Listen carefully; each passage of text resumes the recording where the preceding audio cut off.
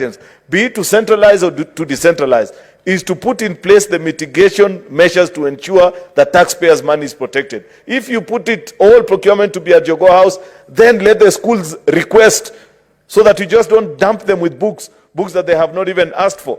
There could be alumni that have donated, like I know for a fact in my county, Mr. Speaker, I organize a county-wide alumni day, and one of the things alumni always do is that they donate books in huge numbers to the schools that they... And it deserves the attention of the Education Committee, because this is a policy position that government has played ping-pong quite a number of occasions on. You remember, Mr. Speaker, that previously, I think around 2015, there was a directive that in the interest of saving taxpayers' money, and that school teachers were actually buying school books at exaggerated amounts. Therefore, the policy shifted to centralized procurement system, where they'd procure here at the national government and send them to the various schools. And therefore, Mr. Speaker, that policy appeared to be working initially. But a few years down the line, Kenya being what it is, and you know that we are a strange people with peculiar habits, very soon you found that schools, even without classrooms, Mr. Speaker, were being loaded with truckloads of books that they did not have, first of all, where to store, and even the teachers to teach some of the subjects, Mr. Speaker. But because it made a lot of sense, and you know Kenyans are never short of lofty words when they want to engineer a procurement project intended just for the sole intention of fleecing taxpayers' money. And therefore, that policy shifted back, I think, about 2018 or 2019, Mr. Speaker, and we saw, again, a decentralization. And teachers were allowed to buy and do this and the other. But after that, again, Mr. Speaker, we were presented with a report. And I remember I was in this house, Mr. Speaker, because this question is not the first time this has been asked. And we were told as a house that the reason why there was need to revert back to the old order is that you'd find that for the same textbook, one school in Kakamega buys for 500 Kenya shillings. The other school in Vihiga, just next door, buys it for 750 Kenya shillings. And therefore, a somewhat logical argument was presented and was said, then why not centralize? So, Mr. Speaker, the question should be, what have we learned from this attempted policy of centralizing and decentralizing the purchase of school books and materials, Mr. Speaker? And what measures have we put in place? In fact, and I hope, I think he has since left, I had seen the Senator for Muranga, who's our chairperson for education, but nonetheless, I know there are members of that committee who are in the House as we speak, and as members share their comments on this particular question, is that the question they need to ask the ministry when they eventually appear before the House to respond to this question is, what safety nets have they put in place out of the experience that they have learned? Because it is an incontrovertible fact, Mr. Speaker, that there are pros and cons to both centralizing and decentralizing. The only thing that we need to do, Mr. Speaker, if we are a country that learns and makes better decisions out of the experiences we've had, is to ensure that we have put the safety nets to ensure that whatever policy position we take on these items, be it to centralize or to decentralize, is to put in place the mitigation measures to ensure that taxpayers' money is protected. If you put it all procurement to be at Joho House, then let the schools request, so that you just don't dump them with books that they have not even asked for. There could be alumni that have donated, like I know for a fact in my county, Mr. Speaker, I organize a county-wide alumni day, and one of the things alumni always do is that they donate books in huge numbers to the schools that they went to. So you find that in some of these schools, they may not be needing the books that the national government do, that the school must first request for those particular books, Mr. Speaker. Second and most important is that if you choose to go the other way, should the ministry choose to let it be handled at the school level, Mr. Speaker, then at least provide a pricing list so that the schools are properly guided and know that there is no institution that is allowed to purchase Kiswahili Mufti, if that book still exists. At least that's the best that I can remember, Mr. Speaker. And no school is allowed to buy that book at above 450 Kenya shillings, Mr. Speaker. That way we will safeguard taxpayers' money.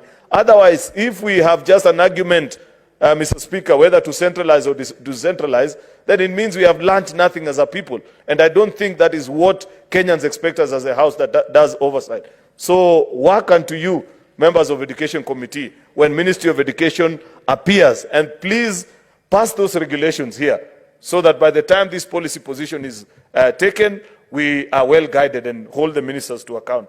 Then lastly, Mr. Speaker, is on these diplomatic relations between Kenya and the Kingdom of Morocco. Mr. Speaker, I will not get involved in the debate about what are the relations between Kenya and Morocco and what needs to be improved, what doesn't need to be improved. I know for a fact, Mr. Speaker, that we have enjoyed good diplomatic relations with this country. It is only up until, I think, during the presidential inauguration that Sahrawi Republic, which is a breakaway from the Kingdom of Morocco, appeared and were formally recognized as part of the delegations that caused a tiff between us and them. That matter has since, to the best of my knowledge, been sufficiently addressed, because it's not Kenya alone that finds itself in this challenge between Morocco and Sahrawi. The rest of all countries of the world, because these people, each time when countries break away from the other, they provide a diplomatic challenge to established nations. Because on many accounts, when you want to disassociate, there are challenges with it. When you want to associate with them, therefore, Mr. Speaker, I'll leave it to the experts of foreign affairs to come and respond to the question by my friend Senator Eddie Okech. But I hold a different view from colleagues who are trying to demean the work of Dr. Sing'oei.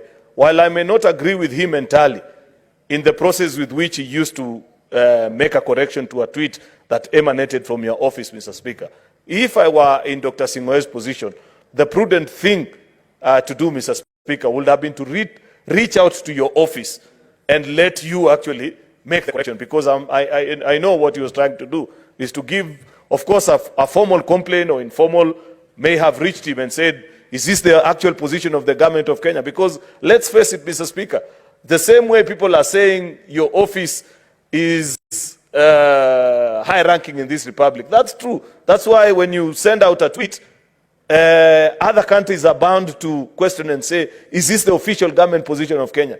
Therefore, it was within his place to try and put the proper position, Mr. Speaker, on this particular issue. The mode which he may have chosen to execute it is what we can debate here. But I can tell you, Senator Godfrey Osoti, my good friend, you cannot hold a candle to the PS Abraham Sing'oei on matters foreign relation. That gentleman has earned his space.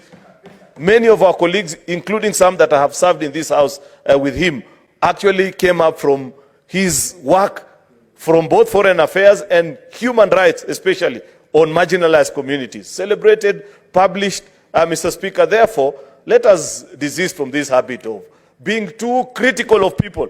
Surely, of all the work that Abraham Sing'oei has done, trying to restore Kenya's foreign relations that were dwindling at the time of the exit of the past regime, Mr. Speaker, to a point where now we are respected. People want to know Kenya's position on every matter. If we didn't matter as a country, then Somaliland will never have bothered to know or to confirm what is our actual position on this particular issue. Therefore, Mr. Speaker, I hold the view that even as we hold to account the executive, let us do it with dignity. Let us do it with decorum.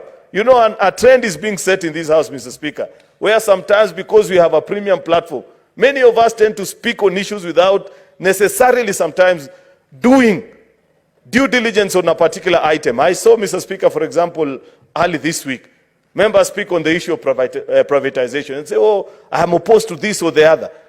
I hold the view, Mr. Speaker, that particular notice is a notice of public participation. You're being invited to give your views on a policy position that the government wants to take. We are here as a house debating and saying we cannot even pay salaries to our staff because we are in a difficult financial position. When the government tries to come up with policies that will free up the fiscal space, we are again the first ones to oppose and say, no, that one is not possible. This one cannot be done. I think you cannot eat your cake and have it. We've got to be sincere and appreciate that as a country, we have found ourselves in a very unique situation in terms of our fiscal space. We can hold debate this way or the other and say In fact, Mr. Speaker, I would be more encouraged if, as colleagues senators, we will take a lead role, for example, in this conversation on privatization. Senator Boni Halwale and, for example, those that come from the sugar growing areas, we want to hear your views on this particular matter, because it is not sustainable, for example, for government, Mr. Speaker, to each year be pumping 500 million Kenya shillings to sugar mills that, first of all, half the year do not function, they don't pay farmers, they consume taxpayers' money. Let us inform this particular debate and say, for example, I'd wish and appreciate and say, if there is a private sugar mill in my factory, I'd wish that concession fee, instead of being paid to the national government because they don't need it, let it be paid to the resident county government. It can be used at least to show up, pay for medical services and whatever functions and funds that people need. Therefore, Mr. Speaker, I want to encourage colleagues that many of the times when we take positions on the floor of this House, let it be better informed than at least the people that we represent. Because people cannot look at you, Senator Sifuna, and say, of all of us here in Nairobi, you are the best representatives in the Senate. Then you come to the House and want to speak also like the average Nairobian who is expecting on you to have better information than them.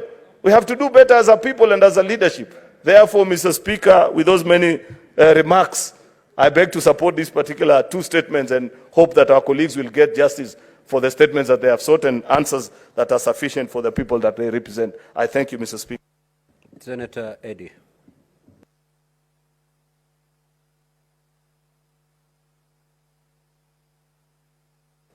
Mr. Speaker, thank you for giving me this opportunity. I think that there are two statements that have been put across here by esteemed